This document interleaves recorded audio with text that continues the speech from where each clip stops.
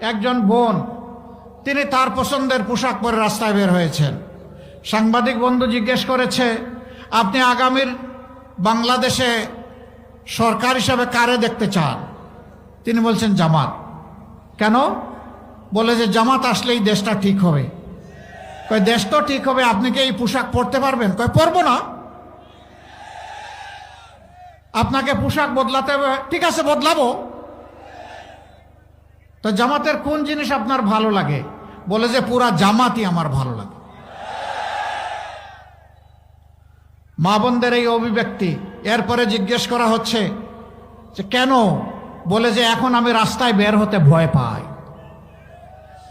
আমি বিশ্বাস করি তারা যদি ক্ষমতায় আসে তাহলে আমাকে আর ভয় পেতে হবে না। হে আল্লাহ, এই যে আমাদের মায়েদের আস্থা, তুমি আমাদেরকে শক্তি দাও, আমরা যাতে এই আস্থার প্রতিদান দিতে পারি। আমরা যাতে মদিনার আদলে এমন একটি শান্তি সাম্যের সমাজ এই জাতিকে উপহার দিতে পারি।